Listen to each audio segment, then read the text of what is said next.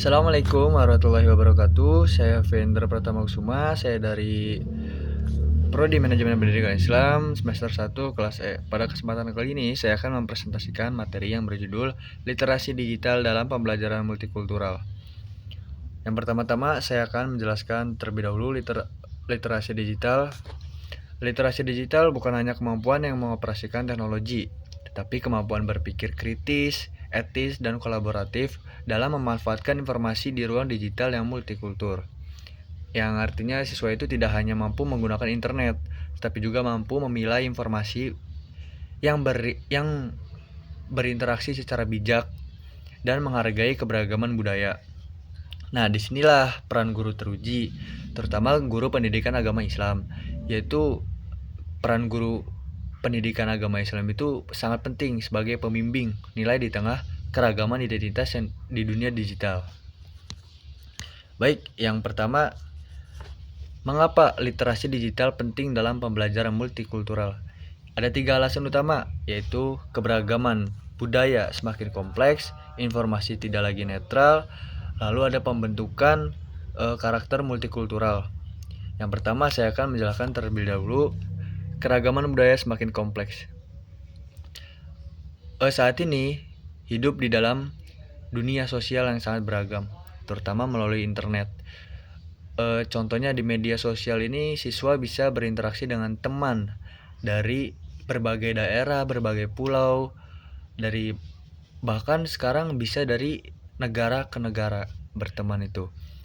Tetapi siswa ini bisa melakukan semua hal itu, tapi harus ada yang harus diperlukan oleh siswa tersebut, yaitu pemahaman budaya dan sikap toleransi. Yang pastinya kita berteman dengan berbagai atau berbeda daerah, berbeda kota, berbeda pulau, bahkan berbeda negara, itu pasti mempunyai budayanya tersendiri atau kebiasaannya tersendiri. Dan yang paling penting adalah sikap toleransi siswa tersebut kepada teman yang di luar daerah atau luar pulau, bahkan luar negara.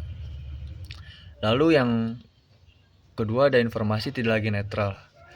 Di internet ini kita menemukan info atau berita campuran yang entah itu fakta, entah itu hoax, sehingga membuat kita membenci pada berita tersebut. Karena itu siswa itu harus mampu berpikir kritis dan memfilter informasi. Contohnya, banyak kasus konflik antar pelajar terjadi karena salah paham melalui komentar di media sosial. Nah, dari situ siswa itu harus benar-benar memilah informasi atau memfilter informasi agar tidak menyalahpahami dengan informasi tersebut. Lalu yang ketiga, ada pembentukan karakter multikultural. Literasi digital ini sangat membantu siswa untuk mengelola perbedaan dan membangun sikap empati dan toleransi.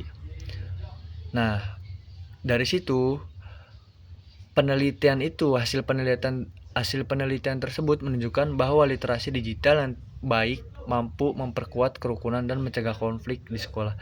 Jadi adanya literasi digital ini membantu siswa ini dapat membangun sikap empati dan toleransi. Bahkan perbedaan pun si siswa ini sudah bisa menghargai. Jadi dengan adanya literasi digital ini akan meminimalisirkan konflik yang ada di sekolah. Mungkin itu dari poin yang pertama penjelasannya. Lalu ada di poin berikutnya, ada di dimensi literasi digital dalam pendidikan multikultural, yaitu ada 4 dimensi utama yang perlu diperkuat. Yang pertama ada akses informasi, evaluasi kritis, produksi konten, dan interaksi lintas budaya. Yang pertama saya akan menjelaskan akses informasi terlebih dahulu, yaitu siswa itu harus mampu menemukan informasi yang relevan dan terpercaya. Contohnya, siswa ini bila mana ditugaskan oleh gurunya ingin membuat makalah atau jurnal, nah si siswa ini harus mencari sumber jurnal itu ya yang terpercaya, yang relevan dengan informasi tersebut. Jadi siswa ini tidak mendapatkan sumber jurnal yang omong kosong doang gitu. Nah, lalu yang poin kedua ada evaluasi kritis. Nah, kemampuan membedakan mana fakta dan mana hoax. Nah, ini penting nih buat kita semua.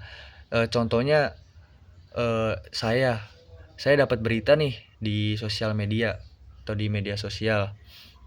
Nah, saya itu dapat berita. Nah, tapi berita ini masih simpang siur, masih ya bisa dibilang benar, masih dibilang enggak gitu. Nah, salah satu cara saya ingin membenarkan berita tersebut atau data yang ada di berita tersebut, saya itu mengecek website yang dimana website itu akan membungkam kebenaran data tersebut.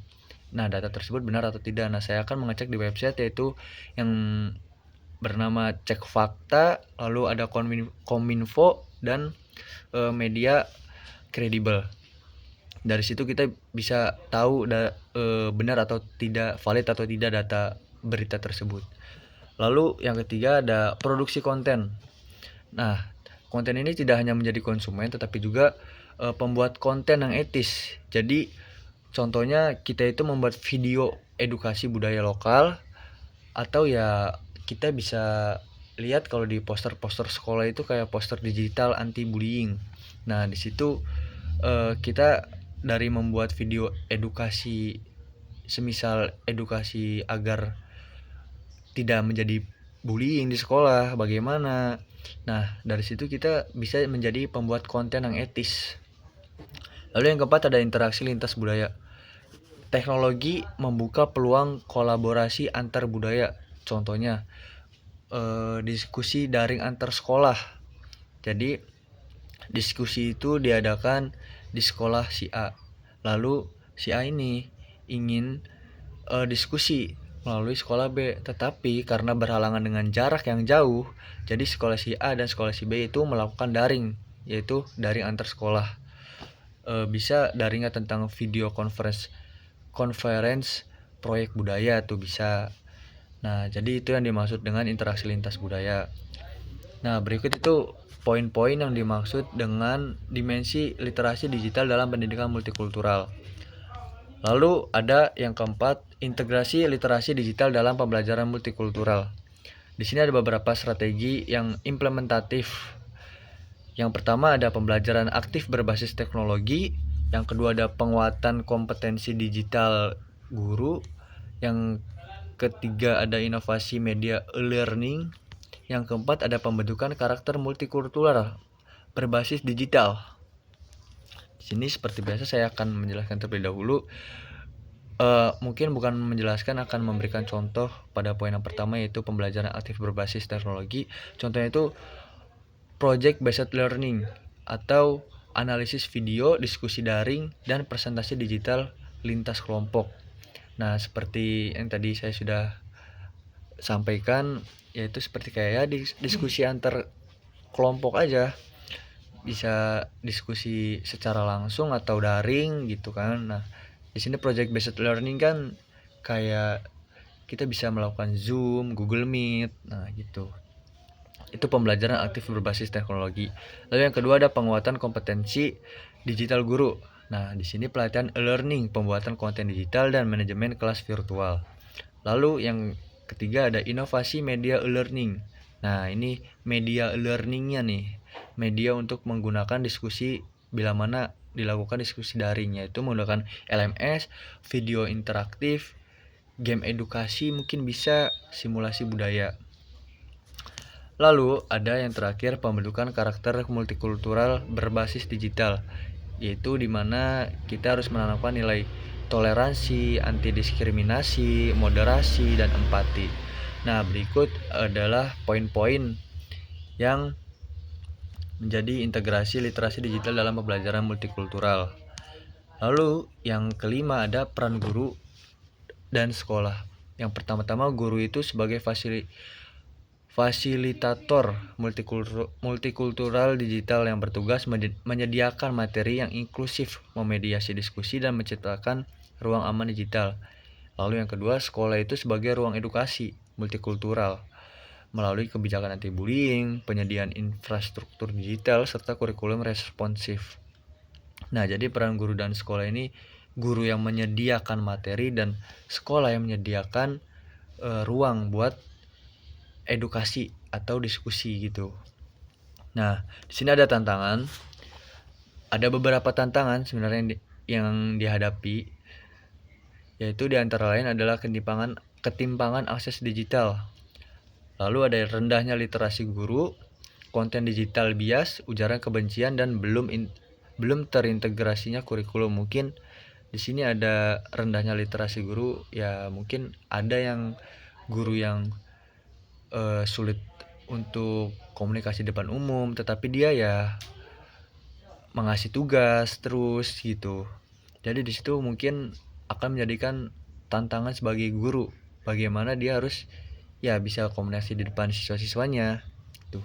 Lalu yang terakhir ada beberapa rekomendasi untuk penguatan literasi digital multikultural. Yang pertama, penguatan kurikulum multikultural berbasis digital. Lalu yang kedua ada pelatihan guru literasi profesional. Ketiga, edukasi moderasi digital dan anti hoax. Yang keempat ada model PJBL online lintas budaya. Yang kelima, ada pemerataan akses digital untuk semua siswa. Mungkin segitu yang saya bisa sampaikan tentang literasi digital budaya dalam pendidikan multikultural. Saya tutup. Saya hanya ingin menegaskan bahwa literasi digital bukan hanya soal teknologi, tetapi peradaban dan pendidikan multikultural ini adalah masa depan bangsa. Dari integrasi keduanya akan membentuk generasi yang cerdas, digital, toleran, berakhlak sosial, dan siap menyongsong Indonesia emas. Mungkin cukup sekian. Terima kasih. Wassalamualaikum warahmatullahi wabarakatuh.